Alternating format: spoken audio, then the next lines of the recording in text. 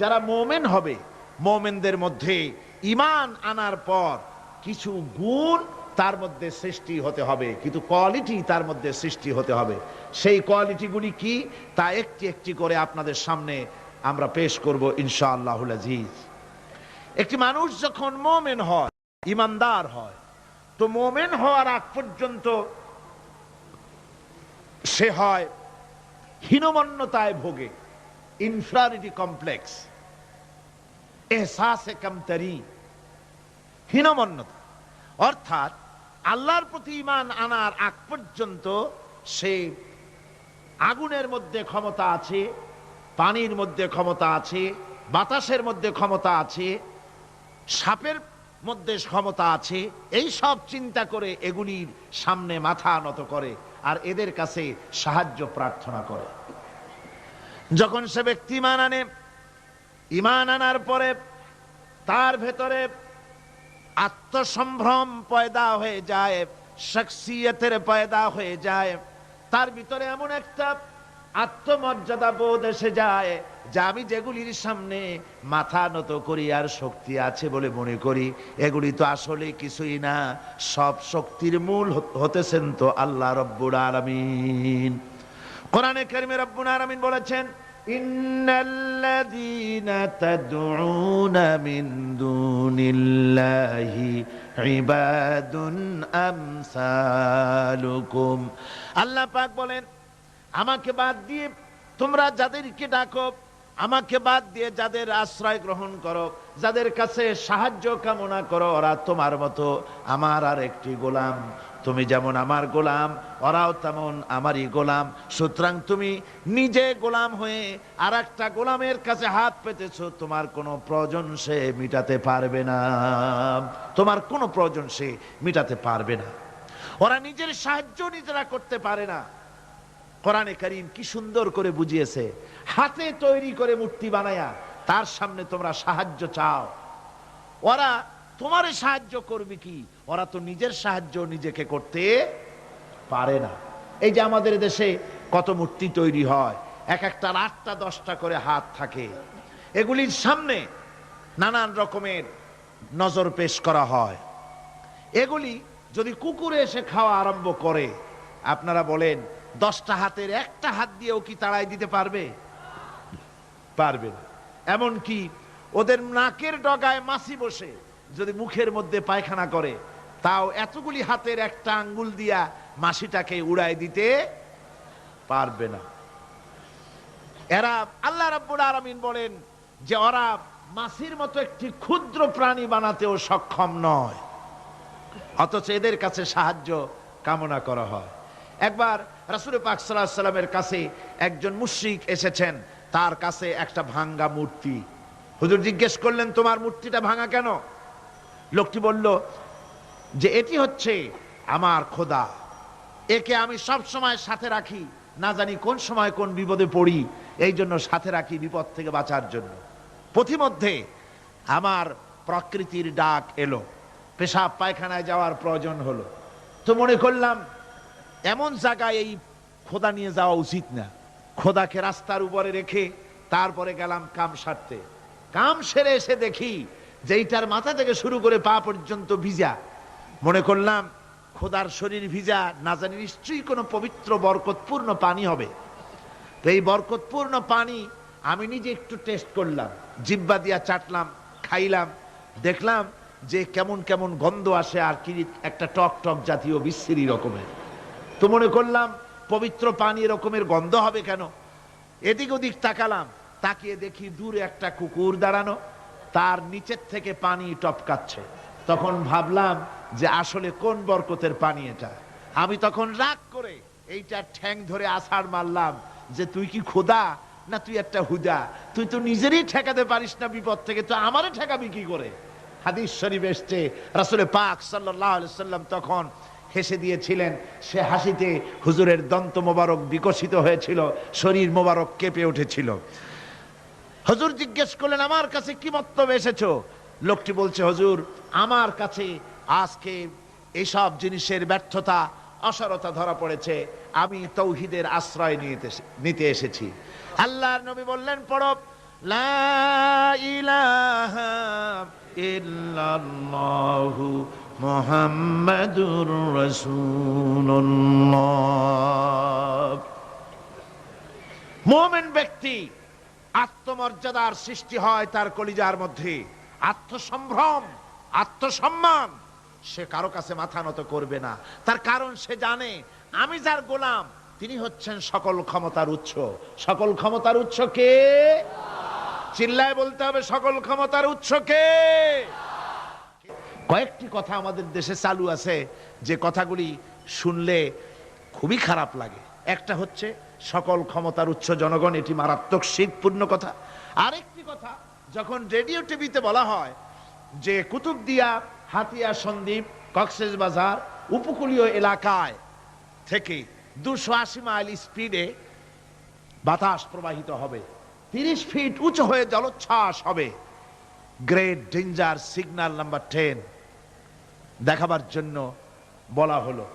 সাথে সাথে তারপরেই রেডিও টিভি থেকে, সরকারি যন্ত্র থেকে সরকারের লোকেরা বলতে থাকেন এই বিরাট তুফান, জলোচ্ছ্বাস এবং ঘূর্ণিঝড়ের মোকাবেলা করার জন্য সেনাবাহিনী প্রস্তুত করে রাখা হয়েছে। কি বেকুফি! 30 ফুট জলোচ্ছ্বাস হবে, সেনাবাহিনী করবে কি? বন্দুক নিয়ে দাঁড়ায় থাকবে? মোকাবেলা করবা? প্রচন্ড বাতাসের মোকাবেলা করবা তুমি সলিমুদ্দিন? হ্যাঁ, বরং বলা যেতে পারে ঘূর্ণিঝড় এবং জলোচ্ছ্বাসের পরে যে দুর্যোগ সৃষ্টি হবে তড়িৎ গতিতে, আমরা সেই দুর্যোগকে, মানুষকে ঠেকাবার জন্য আমরা প্রাণ চেষ্টা চালাবো। আমাদের সব মেশিনারি সেজন্য প্রস্তুত আছে, এটা বলা যেতে পারে। কিন্তু ঝড়ের মোকাবেলা করব, মারাত্মক কথা, মারাত্মক কথা। আবার আরেকটি কথা খুবই মারাত্মক, এগুলো পত্র পত্রিকায় দেখি, অমুক দলের অমুক নেতা হসপিটালে মৃত্যুর সঙ্গে পাঞ্জা লড়তেছে। আজীব তামাশা! মৃত্যু কি তোমার মাইকেল টাইসন?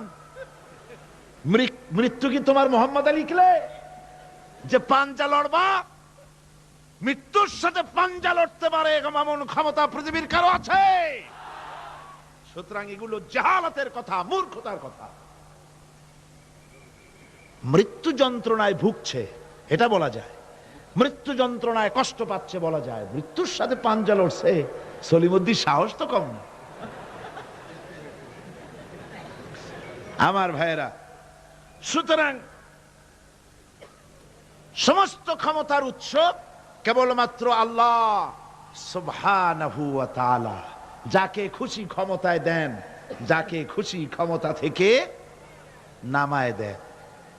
এই জন্য যারা মুমিন হবে তাদের এই চিন্তা মনের মধ্যে থাকবে, আত্মমর্যাদা আসবে, কারো সামনে হাত পাতবে না, হাত পাতবে তো আল্লাহ সুবহানাহু ওয়া তাআলার কাছে, কাউকে ভয়ও করবে না।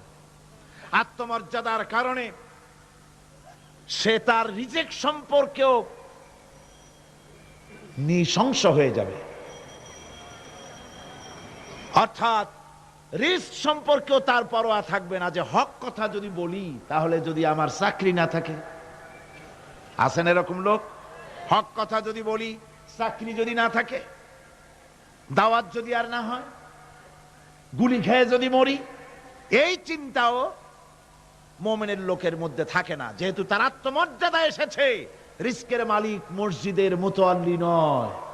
অনেক ইমাম আছে মসজিদে, হক কথা বলতে সাহস পায় না, হক কথা বলার সাহস পায় না, মনে করে রিস্কের মালিক মুতাল্লি অথবা সেক্রেটারি। আর দুর্ভাগ্যজনক সত্য, বাংলাদেশের অধিকাংশ মসজিদের মুতাল্লি আর সেক্রেটারি এমন লোক যারা ধর্মনিরপেক্ষতাবাদে বিশ্বাসী, যারা ইসলামের রাজনীতিতে বিশ্বাস করে না। এ ধরনের বহু লোক মসজিদের সেক্রেটারি, মেম্বার, মুতাল্লি হয়ে বসে আছে আর মসজিদের ইমামদেরকে হক কথা বলতে দেয় না। আছে না? ইমাম সাহেবরাও, আমি কিন্তু পাইকারি কথা বলছি না, আলহামদুলিল্লাহ যোগ্যতা সম্পন্ন ইমাম আছেন যারা কথা বলেন। আবার কিছু লোক আছে যারা ভয় পান, আমি তাদের উদ্দেশ্যে বলছি, কোরআনে কারীম বলছে রিস্কের মালিক হচ্ছেন আল্লাহ সুবহানাহু ওয়া তাআলা। তোমার রিস্কের পরোয়াটা কিসের? ইন্নাল্লাহা হুয়ার রাজ্জাকু রিজকের মালিক তো আল্লাহ পাক, তার হাতেই সমস্ত রিজক। রিজক কার হাতে? বাংলাদেশ পৃথিবীর দ্বিতীয় বৃহত্তম মুসলিম দেশ। এই দেশে বসে মসজিদে কথা বলতে ভয় পায় মুসলমানেরা, মসজিদে বসে কথা বলতে ভয় পায়। কিন্তু ভারতের দিকে তাকান, ভারতের দিল্লির জুমা মসজিদের ইমাম আব্দুল্লাহ বুখারী, লোকটার জন্য দোয়া এসেই যায় দিল থেকে। যখন কলকাতার হাইকোর্টে কোরআনে কারীমকে ব্যান করে দেওয়ার জন্য মামলা দায়ের করা হলো, দিল্লির জুমা মসজিদের ইমাম বক্তৃতা করলেন। সেই বক্তৃতার ক্যাসেট আমার কাছে পৌঁছানো হয়েছিল। আমি বক্তৃতা যখন শুনছিলাম আমার মনে হচ্ছিল যেন তার মুখ থেকে আগুন বর্ষণ হচ্ছে। তিনি বলতেছিলেন যে এই ভারতকে আমরা সাজায়েছি, এ ভারতকে আমরা পাতা পল্লব দিয়ে, শাখা প্রশাখা দিয়ে, ফুল দিয়ে, ফল দিয়ে গোটা ভারত 850 বছর বসে আমরা সাজিয়েছি। এ ভারতের কুতুব মিনার আমার, এ ভারতের তাজমহল, শীষমহল, এ ভারতের দেওয়ানি আম, দেওয়ানি খাস, এ ভারতের যা কিছু দেখার, যা কিছু সৌন্দর্য সব মুসলমানেরা করেছে।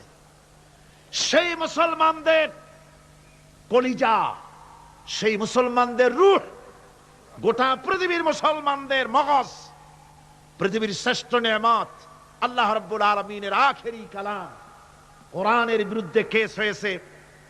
আব্দুল্লাহ বুখারী বলছেন, এই কোরআনের বিরুদ্ধে কোরআন ব্যান করার মতো রায় যদি ভারতের কোন জজ মুখ দিয়ে উচ্চারণ করে কোরআন ব্যান করা হলো, তিনি বলছেন আমি ভারতের জুমা মসজিদের ইমাম শুধু নই, ভারতের 20 কোটি মুসলমানের ইমাম আমি। তিনি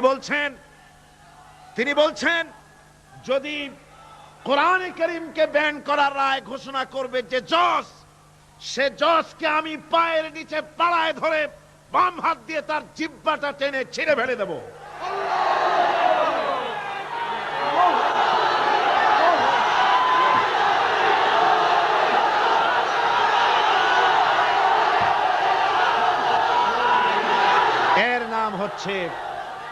এর নাম ঈমান।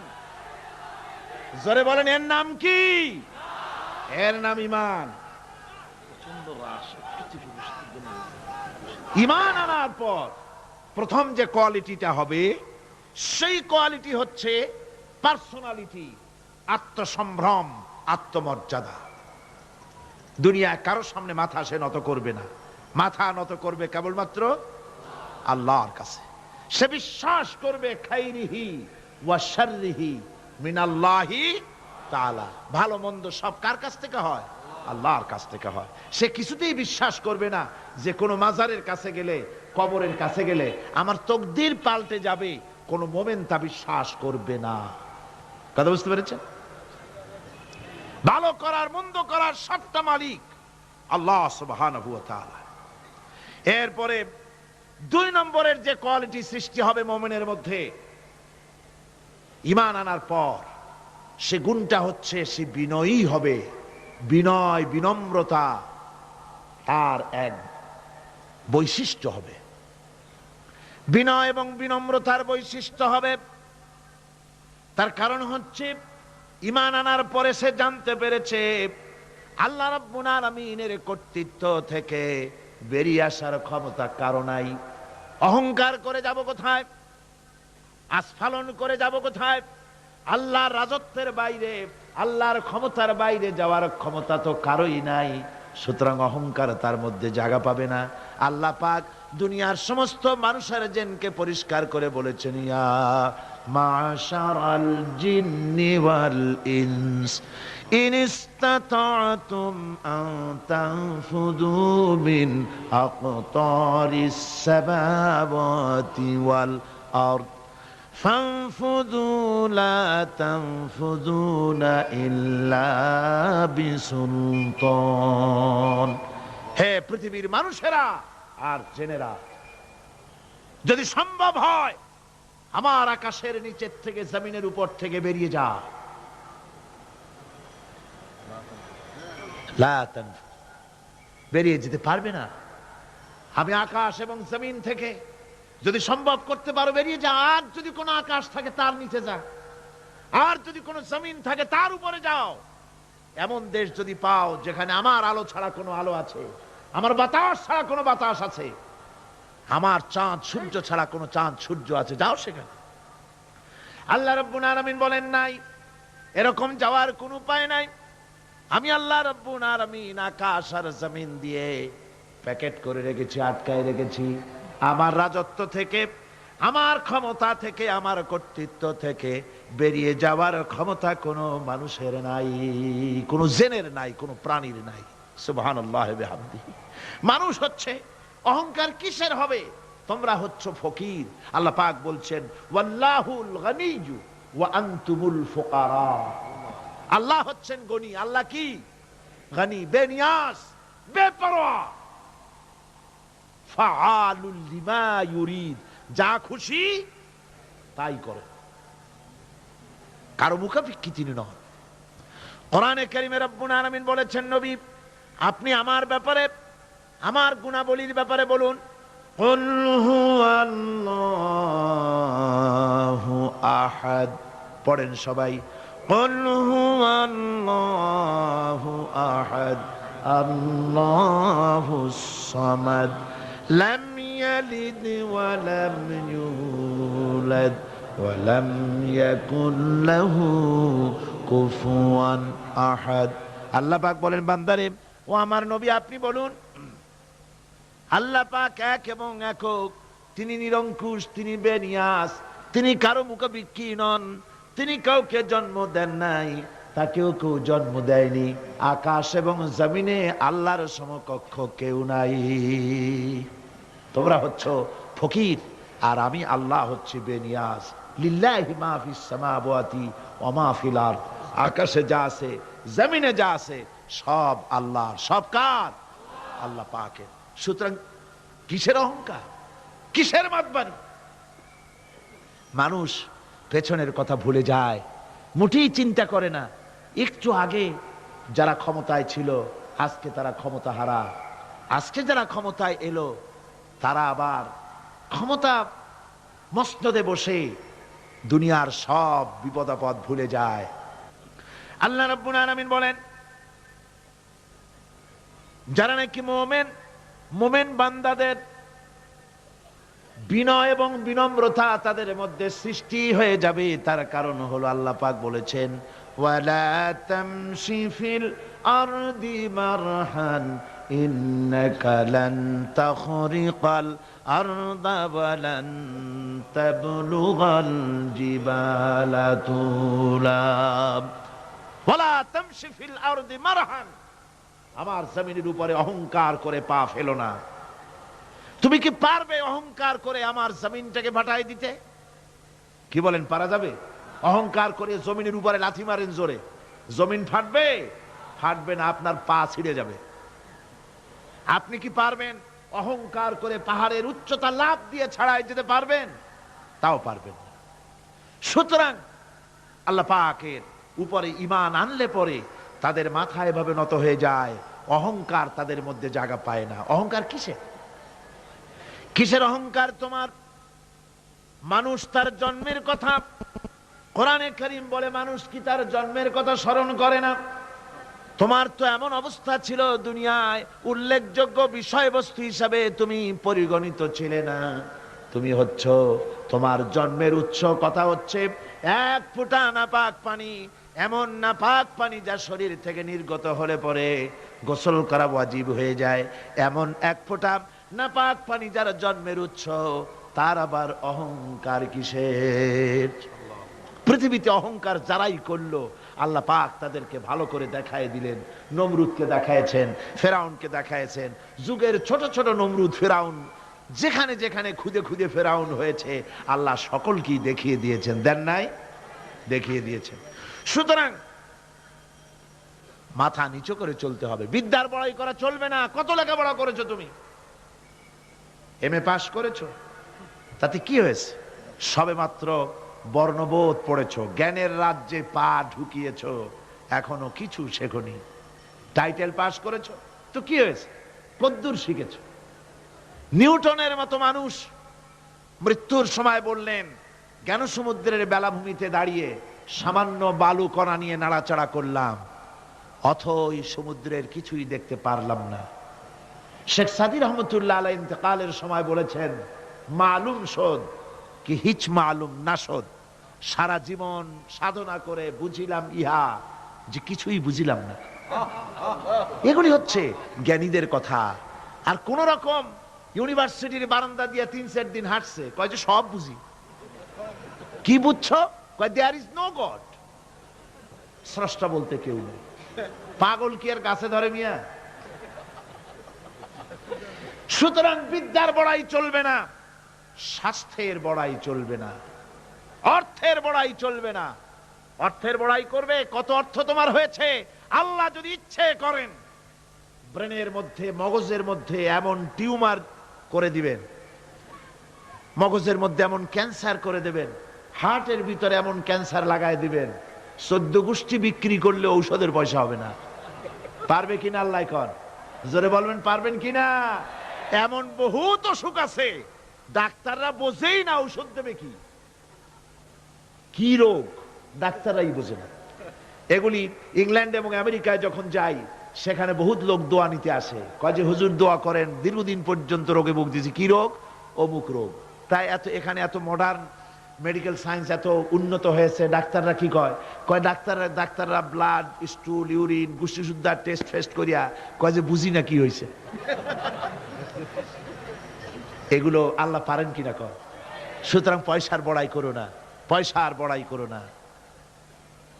কারণ পয়সার বড়াই করেছিল, আল্লাহ পাক দুনিয়া থেকে ধ্বংস করে দিয়েছেন। ইলমের বড়াই শয়তান করেছিল, আল্লাহ তার উপরে লানত দিয়ে দিয়েছে।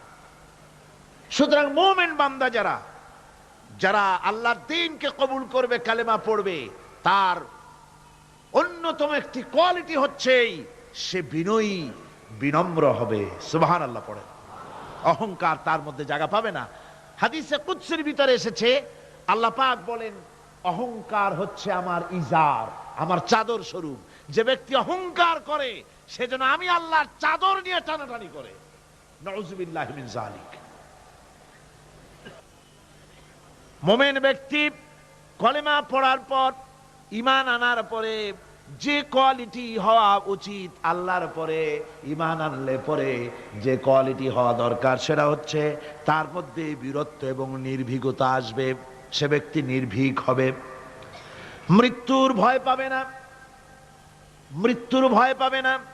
তার কারণ হলো মুমিন ব্যক্তি ঈমান আনার পরে জানতে পেরেছে যে মৃত্যু থেকে পালাবার উপায় কোনো প্রাণীর নাই। আছে নাকি? মৃত্যু থেকে পালানো যাবে? মৃত্যু থেকে পালানো যাবে না। মুমিন এই জন্য ভয় পাবে না। এই জন্য মুমিন জীবনে একবার মরে, মুমিন সবসময় বীর পুরুষ হয়। মুমিন কি হয়? আর মুনাফিক হয় কি? কাপুরুষ। মুমিন মরে জীবনে একবার, আর মুনাফিক মরে জীবনে কয়েকবার। সাইকেলের টায়ার বাস্ট হলে চিতই পড়ে ভয় ছোটে, ট্রাকের টায়ার বাস্ট হলে তো হুশই থাকে না, আর কোথাও বোমা পড়লে এমনি তার রুহু উড়ে যায়। এই হলো দুর্বল ইমানের লক্ষণ, মুনাফিক। আর মুমিন ব্যক্তি এগুলি ভয় পায় না। তার কারণ হচ্ছে কোরআনে কারীম বলেছে, কুল ইন্নাল মাউতাল্লাযী তাফিররুনা মিনহু ফাইন্নাহু মুলাকীকুম। বলো, মৃত্যুর থেকে পালাবার কোনো উপায় নাই। যেখানেই যাও না কেন মৃত্যু তোমাকে ধরবেই। তোমাকে যেখানেই যাও তুমি, মৃত্যু তোমাকে খুঁজে বের করবেই। মরণ থেকে পালাও তুমি, মরণ তোমায় লইবি ঘিরি। যদিও সুদূর আকাশ পানে, লুকাও সেথায় লাগিয়ে সিঁড়ি। এ মহারোগের চিকিৎসক নাই, নাই সে ঔষধ জগতে। খুঁজিয়া কাতর হইলে কি হবে, পারিবে না তারে ফিরাতে। যেখানেই যাও পালাবার উপায় নাই, মৃত্যু তোমাকে ধরবেই। এই মৃত্যুর কাছ থেকে পালাবার পথ যখন নাই, তখন ক্ষণস্থায়ী জীবনের মায়া করে হকের রাস্তা থেকে বিরত থাকার কোনো অর্থ হয় না। বরং এই রাস্তায় যদি জীবন দেওয়া যায়, সে জীবন সে মৃত্যু মৃত্যু নয়, সেটার নাম জীবন। সেটার নাম কি? জীবন। আরে জীবন তো আল্লাহ কিনে নিয়েছেন। আমাদের জীবন কে কিনে নিয়েছেন? আল্লাহ রাব্বুল আলামিন বলেছেন, ইন্নাল্লাহা আশতারা মিনাল মুমিনিনা আনফুসাহুম ওয়া আমওয়ালাহুম বিআন্না লাহুমুল জান্নাহ। আল্লাহ পাক বলেন, আমি আমার মুমিনের জান এবং মালকে খরিদ করে নিয়েছি, বিনিময় আমার মুমিনকে আমার জান্নাত দান করে দিয়েছি। মুমিনের মালটাও আমার, জানটাও আমার। তো আসলে জান আর মাল কার? আল্লাহ পাকের। তো আল্লাহ কিনলেনটা কি? আল্লাহর জিনিস আল্লাহ কিনলেন কেমন? তার মানে হচ্ছে ইচ্ছেটা কিনেছেন, আমাদের ইচ্ছেটা। আমরা আমাদের ইচ্ছে মতো আমাদের মাল খরচ করতে পারবো না, আমাদের ইচ্ছে মতো জান খরচ করতে পারবো না। মাল আর জান সবটাই খরচ হবে আল্লাহর জন্য। কার জন্য?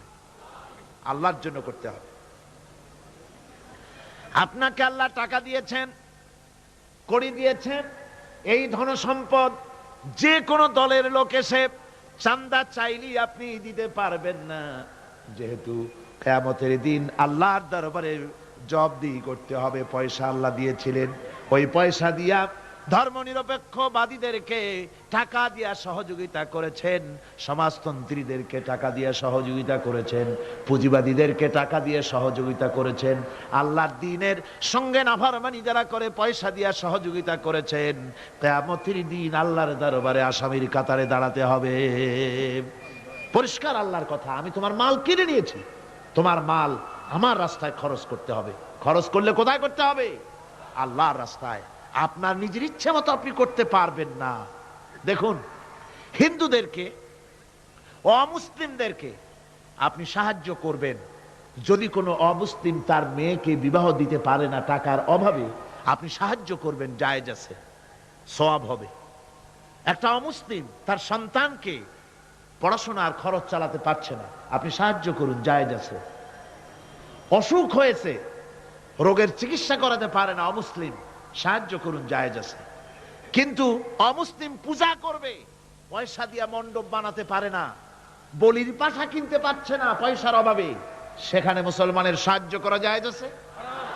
একটা ফুটা পয়সাও সেখানে সাহায্য করা মুসলমানদের জন্য হারাম। এরকম সাহায্য করা কি জোরে কোন? হারাম। তার কারণ আপনি পয়সা দিয়ে আল্লাহর সাথে শিরক করার সুযোগ করে দিচ্ছেন।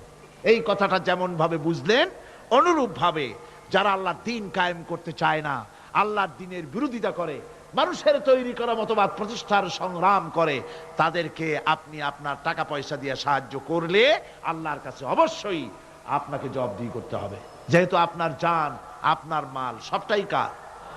আল্লাহ রাব্বুল আলামিনের জন্য শিখিয়ে দিয়েছেন, বলো, কুল ইন্না সালাতি ওয়া নুসুকি ওয়া মাহইয়ায়া ওয়া মামাতি লিল্লাহি রাব্বিল আলামিন। পড়েন সবাই আমার সাথে, ইন্না সালাতি ওয়া নুসুকি ওয়া মাহইয়ায়া ওয়া মামাতি লিল্লাহি রাব্বিল আলামিন।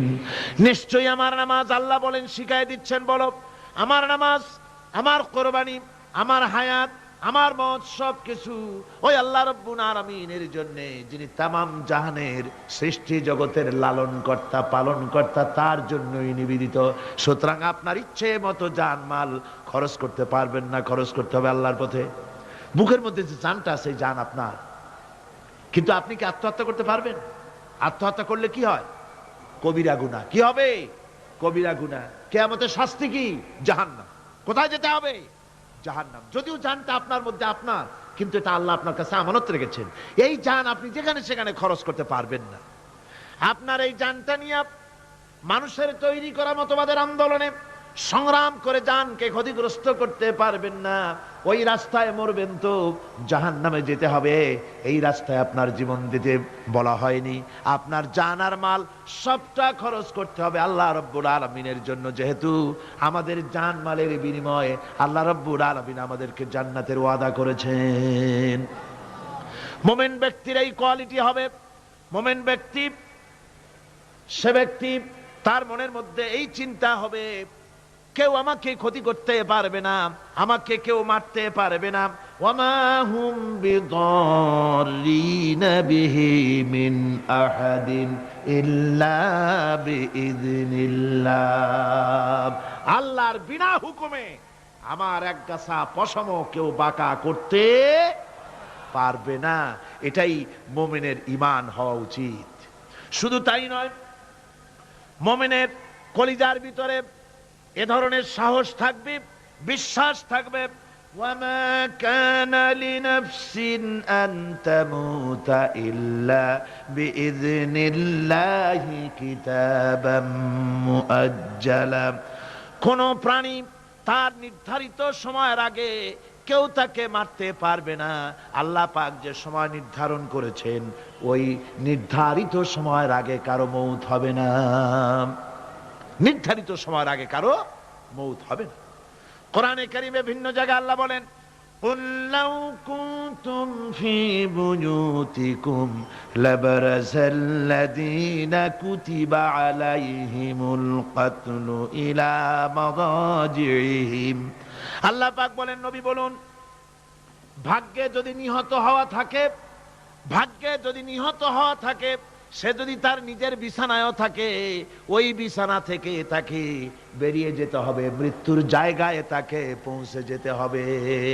কেউ রক্ষা করতে পারবে না। মৌত যখন আসবে অবশ্যই মৃত্যুর কাছে তাকে যেতেই হবে। মুমিন কখনো হতাশ হবে না, নিরাশায় তার মন ভেঙে যাবে না। হতাশা মুমিনের কলিজাকে কখনো ছোট করে দিবে না, আন্দোলন থেকে তাকে বিরত রাখবে না। অন্ধকার দেখবে, চতুর্দিকে অন্ধকার মেঘাচ্ছন্ন, চতুর্দিক থেকে মেঘ জমে আসতেছে, মনে হবে যেন আর ফজর হবে না। কিন্তু একটু পরে দেখা যাবে এই মেঘের ঘনঘটা দূর হয়ে গিয়ে সকালবেলায় আকাশে আবারও সূর্য উদিত হয়েছে, ঠিক না? সুতরাং মুমিনের হতাশ হওয়ার কোনো কারণ নাই। হতাশ হয় কারা? কোরআনে কারীমের মধ্যে বলা হয়েছে, وَمَنْ يَقْنَطُ مِنْ رَحْمَةِ رَبِّهِ إِلَّا الضَّالُّونَ। কেবলমাত্র পথভ্রষ্ট লোকেরাই, কেবলমাত্র গোমরাহ লোকেরাই তারাই নিরাশ হয়, হতাশ হয়। ঈমানদার লোক কখনো হতাশ হয় না। তার ঈমানে, তার আশায় বুক বেঁধে সাহসের সঞ্চার করে দেয়। কারণ সে তো জানে, আল্লাযী খলাকানি ফাহুয়া ইয়াহদিন। আল্লাহ আমাকে সৃষ্টি করেছেন, আমার হেদায়েত তিনি দিয়েছেন, পথ তিনি দেখিয়েছেন। আল্লাযী হুয়া ইউতঈমুনি ওয়া ইয়াসকিন। আমি যখন ক্ষুধার্ত হই, ওই আল্লাহই আমাকে খাওয়ান। আমি যখন তৃষ্ণার্ত হই, তখন আল্লাহই আমাকে পান করান। ওয়া ইযা মারিদতু ফাহুয়া ইয়াশফিন। আর যখন আমি অসুস্থ হই, ওই আল্লাহ আমাকে রোগ মুক্ত করেন। সুবহানাল্লাহ। দেখেন হযরত আইয়ুব আলাইহিস সালাম, সব কোরআনের মধ্যে আছে, আল্লাহ পাক সব বলে দিয়েছেন। আমাদের মধ্যে অনেকের রোগ হলে কয় যে এত নামাজ রোজা করি আর রোগে আমারই পাইলো। বলে না এরকম? নামাজ রোজা করি, দান সদকা করি, হজ করি, আর আমারই রোগটাই পাইলো, এই রোগ ছাড়েই না। আশ্চর্য কথা, রোগ দিয়ে আল্লাহ মানুষের ঈমান পরীক্ষা করে। ধৈর্য ধরতে হবে।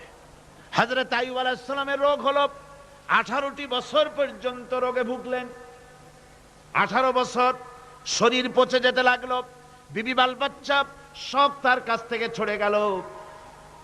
গ্রামের লোকেরা তাকে তাড়ায় দিল, জঙ্গলের ভিতরে তিনি কাটাতে লাগলেন। এরপরে তিনি কষ্টে অস্থির হয়ে গেলেন, কোনো শিকায়েত আল্লাহর দরবারে তোলেন নাই। বলেছেন, আয় আল্লাহ পাক, আমি দারুণ ভাবে রোগগ্রস্ত হয়ে পড়েছি, আর তুমি রহমান রহিম। হযরতে আইয়ুব আলাইহিস সালাম 18টি বছর রোগ ভোগ করার পর যখন তিনি লক্ষ্য করলেন শুধু শরীরের ভিতরেই পোকা না, এবার পোকা জিহ্বার মধ্যে শুরু হয়ে গেছে, জিহ্বায় পোকা ধরেছে, গায়ের গোশতে পোকা, পুজ পোকা, পচে পচে শরীর পড়তেছে, জিহ্বার মধ্যেও পোকা হয়ে গেছে। হযরত আইয়ুব আলাইহিস সালাম এবার আল্লাহর দরবারে হাত তুলে বলেন, রব্বুল আলামিন, এতদিন কোনো কথা বলি নাই, 18টি বছর পর্যন্ত হাসি মুখে আমি সহ্য করে চলছি, তুমি রোগ দিয়েছো বলার আমার কিছুই নাই, কিন্তু এবার অবশ্যই শিকায়েত করব। যেহেতু আমার জিহ্বায় পোকা ধরেছে, মাবুদ আমার জিহ্বায় পোকা দিও না। আমার জিহ্বায় যদি পোকা হয়ে যায় তাহলে তোমার মতো আল্লাহর জিকির আমি কি দিয়া করব? আয় আল্লাহ, জিহ্বাটা সুস্থ রাখো যাতে করে তোমার জিকির করতে পারি। সুবহানাল্লাহ। আমার আল্লাহ রাব্বুল আলামিন পরিষ্কার করে কোরআনে কারীমের মধ্যে বলে দিলেন, আমি আইয়ুব আলাইহিস সালামের আইয়ুবের রোগ মুক্ত করে দিলাম এবং তার হারানো সব সম্পদ আমি তাকে দান করে দিলাম। মুমিন বান্দা যারা, তারা রোগে শোকে এভাবে কাতর হবে না, নিরাশ হবে না, মনে করবে আল্লাহ রাব্বুল আলামিন আমাকে পরীক্ষা করছেন, এরপরে নিয়ামত আসবে, হতাশা তাকে পেয়ে বসবে না। দেখেন ইউসুফ আলাইহিস সালাম, তাকে কুয়ার মধ্যে ফেলে দিল। কারা? ভাইরা কুয়ার মধ্যে ফেলে দিল। কুয়ার মধ্যে ফালানো হয়েছে।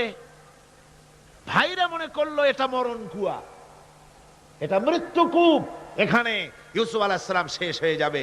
কিন্তু ওই 11 ভাইরা জানতো না এটা মৃত্যু কুয়া নয়, এটা হচ্ছে একদিকে কুয়ার মুখ আর একদিকে মিশরের সিংহাসন। এটা কেনানের কুয়ার মধ্য থেকে ইউসুফ আলাইহিস সালাম ঢুকলেন, এটা একটা টানেল, সুড়ঙ্গ পথ। কুয়ার এক মাথা দিয়া ঢুকলেন, আর এক মাথা দিয়া মিশরের সিংহাসন দখল করলেন। সুবহানাল্লাহ। আল্লাহ কোথা থেকে কোথায় নিয়ে গেলেন। হযরতে ইয়াকুব আলাইহিস সালাম সন্তানের শোকে অস্থির হয়ে গেলেন, সন্তানের শোকে অস্থির হয়ে গেলেন, কিন্তু তিনি নিরাশ হন নাই, হতাশ হন নাই। তিনি বলেছেন ফাসাবরুন জামিল আসাল্লাহু আইয়াতিয়ানি বিহিম জামিআন ইন্নাহু হুয়াল আলিমুল হাকীম। ফাসাবরুন জামিল, আমি উত্তম ধৈর্য ধারণ করব এবং আমি আশা করি অতি শীঘ্র আল্লাহ রাব্বুল আলামিন আমার যা আমি হারিয়েছি আমাকে আল্লাহ পাক মিলাই দিবেন। সুবহানাল্লাহ বিহামদি। আর আল্লাহ পাক হযরত ইয়াকুব আলাইহিস সালামের কাছে হযরত ইউসুফকে মিলাই দিলেন। সুবহানাল্লাহ বিহামদি। সুতরাং মুমিন ব্যক্তি কখনো নিরাশ হবে না, হতাশা নিরাশায় তার মন ভেঙে দেবে না। দেখা যাচ্ছে ইসলামী আন্দোলন আর বুঝি রইল না, বুঝি শেষ হয়ে গেল। চতুর্দিক থেকে বন্য হায়নারা অস্ত্র নিয়ে, বিদেশি টাকা নিয়ে, সম্পদ নিয়ে চতুর্দিক থেকে হামলা শুরু করেছে, আর বাঁচার পথ নাই। ইসলামী আন্দোলন বুঝি শেষ না। মুমিন যারা, তারা হতাশায় ভোগে না। কি বলেন? হতাশায় ভোগে? মোটেই হতাশায় ভোগে না। তারা মনে করে নিশ্চয়ই এর ভেতরে রয়েছে কল্যাণ। এর মধ্যে কি রয়েছে? আমার বন্ধুগণ, মানুষ হতাশায় যেন না ভাঙে। গুনাহ করেছে, গুনাহ করার কারণে কোন মুমিন যেন হতাশায় ভেঙে না পড়ে, সেই জন্য আল্লাহ তাকে বলেছেন লা তাকনাতু মির রাহমাতিল্লাহ। বান্দারে, আমার রহমত থেকে মায়ুস হইস না, নিরাশ হইস না। আমি রহমান, আমি রহিম। জোরে কোন সুবহানাল্লাহ। আমার বন্ধু, আপনারা কোন পৃথিবীতে কে আছে এমন, কোন সত্তা আছে এমন যে অপরাধীকে ডেকে বলে আয় তোরে মাফ করে দেব? আছে কেউ এমন? বাপও বলে না। বাপও ছেলে যদি অপরাধ করে ডেকে বলে না আয় মাফ করে দিই। অবশ্য মন চায় ছেলে মাফ চাক, তাহলে মাফ করে দিব। মাফ না চাও পর্যন্ত বাপেও ডাকে না, মাও ডাকে না যে অপরাধ করেছিস আয় মাফ করে দিই। জোরে বলেন, কেউ বলে? আকাশ ও জমিনে একমাত্র মেহেরবান সত্তা আমার রব্বুল আলামিন। মানুষ যখন গুনাহ করে, রব্বুল আলামিন বলে বান্দারে গুনাহ করেছিস, আমার সামনে আয়, গুনাহ মাফ চা, চোখের পানি ফেলা। যত বড় গুনাহ তোর হোক না কেন, আমি রব্বুল আলামিন তোর গুনাহ খাতাকে মাফ করে দেব। কিভাবে মাফ করব? মানুষ যদি কোনো অন্যায় করে, অপরাধ করে, চুরি করে, ডাকাতি করে, পুলিশ তাকে অ্যারেস্ট করে, থানায় তার নাম লেখা হয়ে যায়, কয়েক বছর জেল খাটার পরে মুক্ত হলো, কিন্তু থানার ব্ল্যাক লিস্টে, দাগি খাতায় যে নাম থাকলো ওই নাম কাটা যায় না। আবার অপরাধ করলো, আবার জেল হলো, আবার মুক্ত হলো, থানায় আরেকবার নাম লেখা হলো। যতবার অপরাধ করবে ততবার থানায় নাম লেখা যাবে, জেল খাটবে, জরিমানা দেবে, কিন্তু কালো খাতা থেকে তার নাম মোছা হবে না। আল্লাহ রাব্বুল আলামিনের অফিসের কাণ্ড ভিন্ন। কোন মানুষ যদি অপরাধ করে, গুনাহ করে, গুনাহ করে যদি রব্বুল আলামিনের দরবারে বিনীতভাবে মাপ চায়, আল্লাহ রাব্বুল আলামিন বলেন শুধু গুনাহ মাফ করি না, গুনার খাতা থেকেও নামটা আমি আল্লাহ তোমার মুছে ফেলে দেই। গুনাহ আমার কাছে মাপ চাও, আমি আমাকে ডাকো, আমি তোমার কাছে আছি। وَإِذَا سَأَلَكَ عِبَادِي عَنِّي فَإِنِّي قَرِيبٌ। আল্লাহ পাক বলেন বান্দা যখন আমাকে ডাকে, আমি বান্দার একদম নিকটে, তার ঘাড়ের চাইতেও নিকটে। ওয়ানাহানু আকরাবু ইলাইহি মিন হাবলিল ওয়ারিদ। আমি আমার বান্দার সারা যে রগের উপরে তার মাথা, এর থেকেও আমি আমার বান্দার বেশি নিকটে। সুবহানাল্লাহ পড়ে। আমি তোমার কাছে, আমার কাছে মাপ চাও, যত বড় গুনাহ হোক। ওয়াকালা রাব্বুকুম উদউনি আস্তাজিব লাকুম। তোমার প্রভু তোমাকে ডেকে বলেছে আমাকে ডাকো, আমি মাফ করে দেব। সুবহানাল্লাহি ওয়া বিহামদিহি। কত বড় কথা, আমাকে ডাকো, নিরাশ হয়ো না, হতাশ হয়ো না। আল্লাহর গজব বেশি না রহমত বেশি? আল্লাহর রহমত বেশি। হাদিসে কুদসির ভিতরে এসেছে, আল্লাহ পাক বলেছেন কোন বান্দা যদি আমার দিকে এক বিগত অগ্রসর হয়, আমার রহমত তার দিকে এক হাত এগিয়ে যায়। কোন বান্দা যদি আমার দিকে হেঁটে আসে, আমার রহমত তার দিকে দৌড়ে যায়। বান্দা যখন আল্লাহর দরবারে দুহাত উঁচু করে চোখের পানি ফেলে দেয়, মুসলিম শরীফের হাদিসের ভিতরে এসেছে গভীর রাত্রে, রাতের তৃতীয় অংশে আল্লাহ রাব্বুল আলামিন প্রথম আকাশে আসেন আর ডেকে বলেন পৃথিবীতে আছো নাকি কেউ গুনাহ করে জীবন বরবাদ করে দিয়েছো, আমার কাছে মাপ চাও। ঋণগ্রস্ত আছো, অসুস্থ আছো, অপমানিত আছো, কে আছো মাজলুম, আমাকে ডাকো, আমার কাছে বলো, আমি ডাকের সাড়া দেব, জীবনের আশা পূরণ করে দেব। ওই সময় যেই সমস্ত লোকেরা কান্দে তাহাজ্জুদের নামাজ পড়ে, আল্লাহ জিজ্ঞেস করেন ফেরেশতারা, অমুক অমুক দেশে অমুক অমুক বান্দারা কান্দে কেন? ফেরেশতারা বলে রব্বুল আলামিন তুমি তো ভালো করে জানো। আল্লাহ বলেন জানি, তবু তোমাদের মুখে শুনতে চাই। তারা বলে রব্বুল আলামিন তোমার এই বান্দা গুনাহ করেছি, গুনার জন্য মাপ চায়, জাহান্নাম থেকে বাঁচতে চায়। আল্লাহ পাক বলেন ফেরেশতারা আমার এই বান্দারা আমারে দেখেছে নাকি? বলে দেখে নাই। বলে আমার দোজখ দেখেছে নাকি? বলে না, তাও দেখে নাই। আমার বেহেশত দেখেছে নাকি? বলে না, তাও দেখে নাই। আল্লাহ পাক বলেন ফেরেশতারা সাক্ষী থাকো, ওরা আমাকে দেখে নাই, আমার বেহেশত দোজখ কিছুই দেখে নাই, শুধুমাত্র আমার নবীর কথা, আমার কোরআনের কথা বিশ্বাস করে আরামের ঘুমকে হারাম করে যেভাবে তারা কাঁদতেছে, সাক্ষী থেকে যাও ফেরেশতারা, আমার রহমতের দরিয়ায় জোশ মেরেছে, আমার ওই ক্রন্দনরত বান্দাগুলিকে আমি আল্লাহ মাফ করে দিলাম। সুতরাং মুমিন বান্দা যারা, আল্লাহর মুমিন বান্দা যারা, এই ঈমানের কোয়ালিটি, এটাও হতাশায় নিরাশায় ভেঙে পড়বে না। গুনাহ তো মানুষই করে, গুনাহ হয়ে গেছে, মাপ চাও। তোমার গুনাহ কদ্দুর? তোমার গুনাহ যদি হয় পাহাড় সমান, আল্লাহর রহমত আকাশ সমান। তোমার গুনাহ যদি হয় আকাশ সমান, আল্লাহর রহমত তো আরশে আজিম ছাড়াই গেছে। সুবহানাল্লাহি বিহামদিহি। সুতরাং রহমানুর রহিম, গফুরুর রহিম, তার কাছে মাপ চাইতে হবে বিনীতভাবে, হতাশায় ভেঙে পড়লে চলবে না। এটা হলো মুমিনের আরেকটা কোয়ালিটি। এরপর আরেকটি কোয়ালিটি হবে মুমিনের, তা হলো কঠোর কঠিন বিপদে অবিচল থাকবে, বিপদে ভেঙে পড়বে না। বিপদ আপদ, শত্রুতা, ক্ষয় ক্ষতি যা কিছু হয় সবই আল্লাহর পক্ষ থেকে, এটা মেনে নিতে হবে এবং ধৈর্য ধারণ করতে হবে। বিপদ মুসিবত শুধু উম্মতের জন্য নয়, দুনিয়ার সমস্ত নবীদের বিপদ এসেছে, হয় নাই? নবীদের বিপদ আসে নাই? কোরআনে কারীম থেকে শুনুন, আল্লাহ রাব্বুল আলামিন বলেন وَكَذَلِكَ جَعَلْنَا لِكُلِّ نَبِيٍّ عَدُوًّا مِنَ الْمُجْرِمِينَ। আল্লাহ পাক বলেন এমনি করে আমি সকল নবীদের শত্রু বানিয়ে দিয়েছি, সব পাপিষ্ঠ আর অপরাধ প্রবণ লোকদেরকে। প্রত্যেক যুগে নবীদের শত্রু ছিল, প্রত্যেক যুগে নবীদের কি ছিল? শত্রু ছিল। সে শত্রু কারা ছিল? আল্লাহ পাক বলছেন নবীদের শত্রু ছিল পাপিষ্ঠ আর অপরাধ প্রবণ লোক, এরাই ছিল নবীদের দুশমন।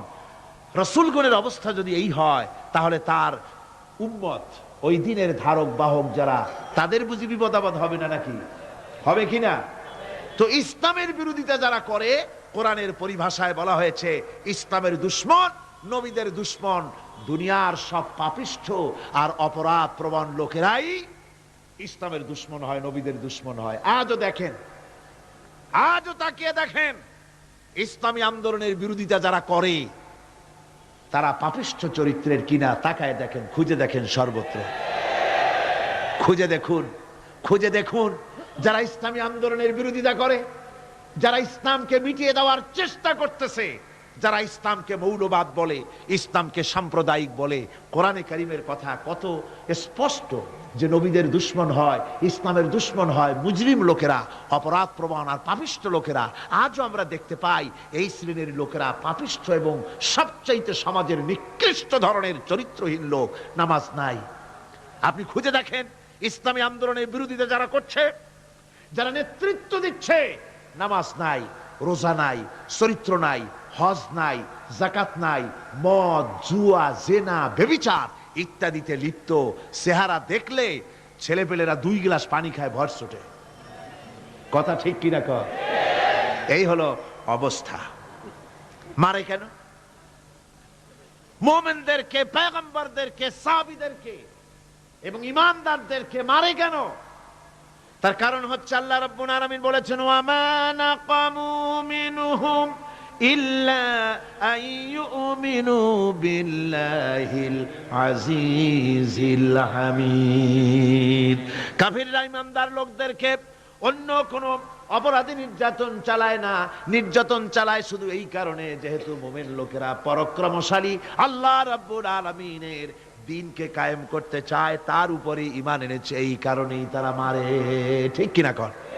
যুগে যুগে নবীদের উপরে, সাহাবীদের উপরে যে অত্যাচার হয়েছে, সেই অত্যাচার এই কারণেই হয়েছে, অন্য কোনো কারণে নয়। এই কঠিন বিপদে অবিচলতা এবং ধৈর্যের দৃষ্টান্ত নবীগণ পেশ করেছেন পৃথিবীর বুকে। আমরা দেখেছি ইব্রাহিম আলাইহিস সালামকে আগুনে ফালানো হয়েছে, আছে না কোরআন শরীফে?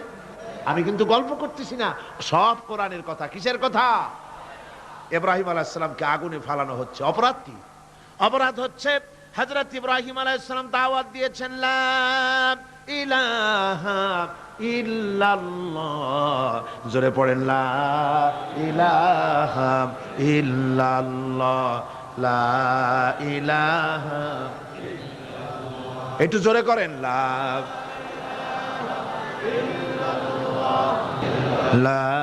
ইলাহা ইল্লাল্লাহ।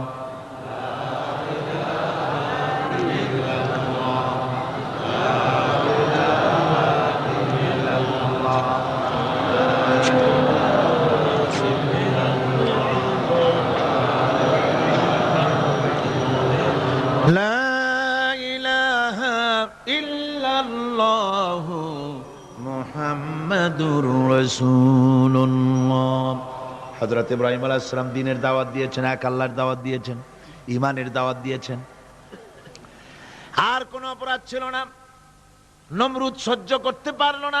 কোরআনে কারীমের মধ্যে সব কথাগুলি আল্লাহ পাক এই জন্য বিধৃত করেছেন, এই জন্য কোরআনে কারীমের মধ্যে সব কথা উঠায় দিয়েছেন, যাতে করে মুমিনেরা বিপদ আসলে পরে যেন ঘাবড়ে না যায়।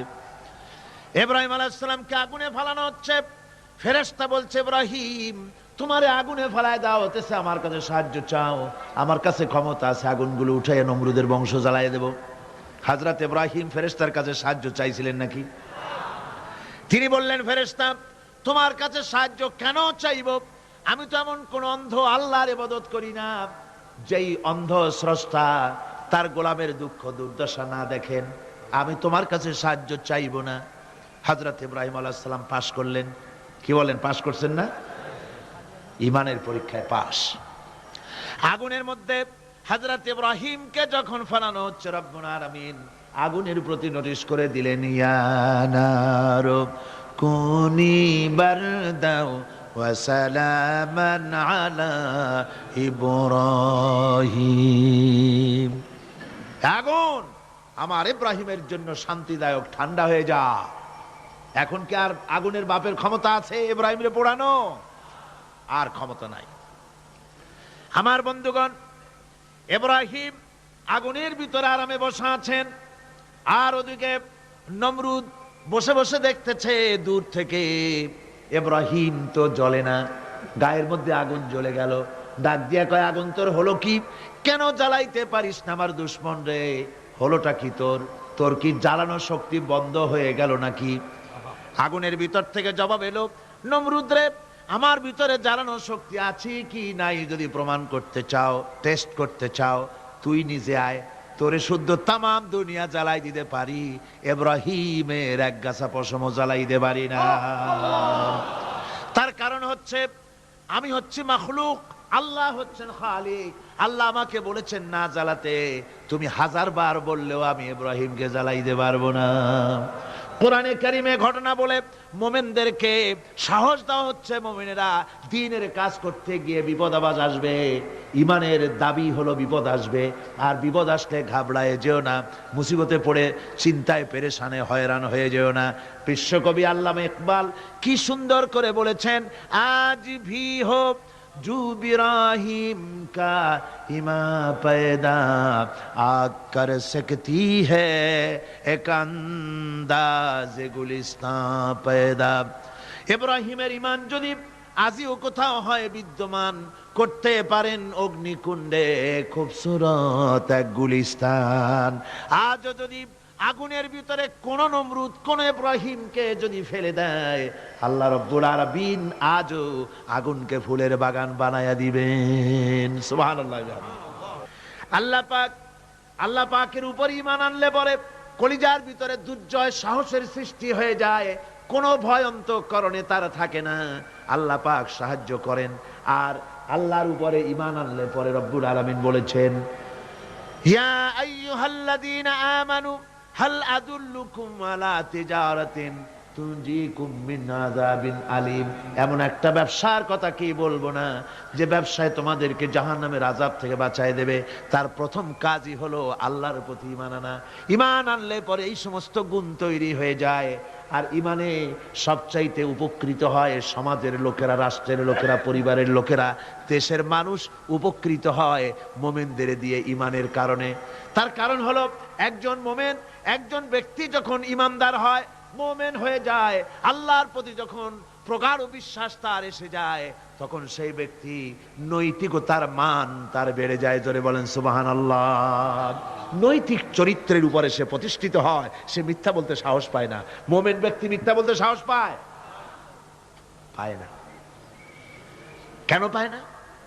মিথ্যা বলতে সাহস পায় না, ঠকাতে সাহস পায় না, ওজনে কম দিতে সাহস পায় না, শয়তানি বদমাশি করতে সাহস পায় না। তার কারণ হলো আল্লাহ পাক বলে দিয়েছেন, মুমিন কোরআনের ভিতরে পড়েছে, ইয ইয়াতালাক্কাল মুতালাক্কিয়ানি আনিল ইয়ামিনি ওয়া আনিশ শিমালি কাঈদ। দুজন নিয়ন্ত্রণকারী ফেরেশতা তোমার ডানে এবং বামে বসে বসে তোমাকে নিয়ন্ত্রণ করছে, কোথায় যাও কি করো এই ফেরেশতারা বসে বসে সব দেখতেছে।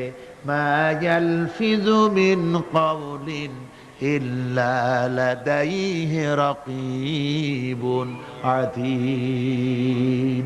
মানুষ এমন কোনো কথা বলে না যা ফেরেশতারা রেকর্ড না করে, সব রেকর্ড হয়ে যায়।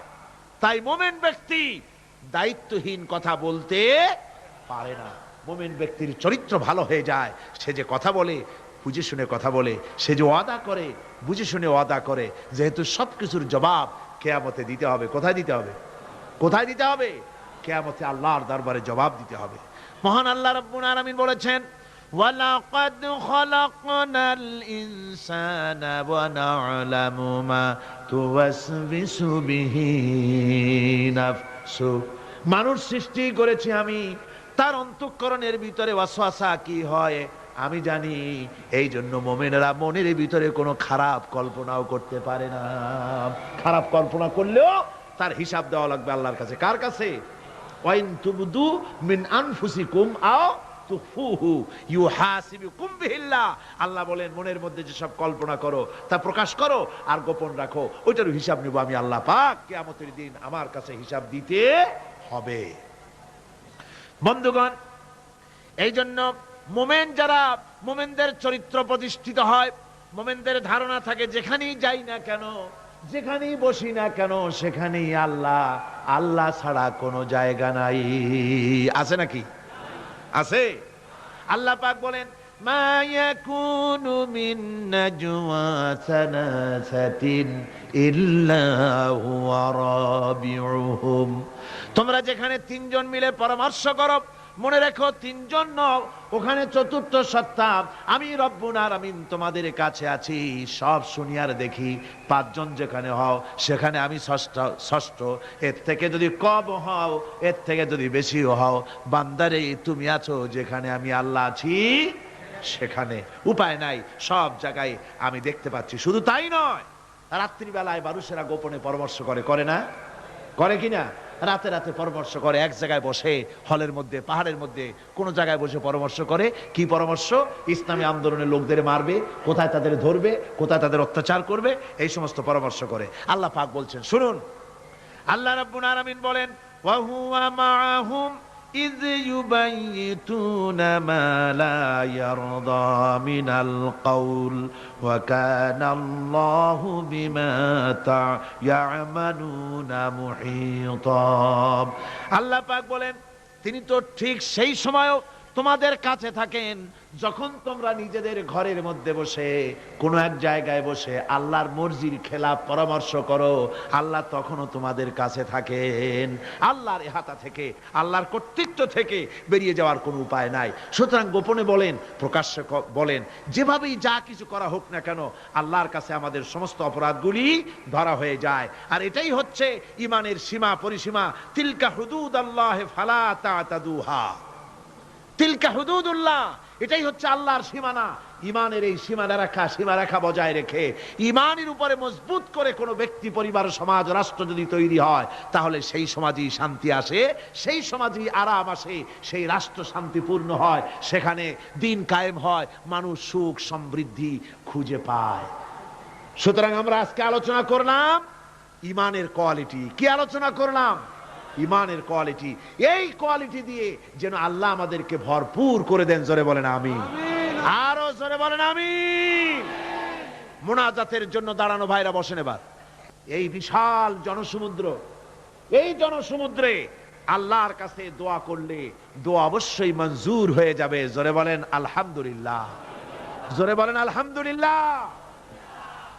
ربنا لا تزغ قلوبنا بعد إذ هديتنا وهب لنا من لدنك رحمة إنك أنت الوهاب।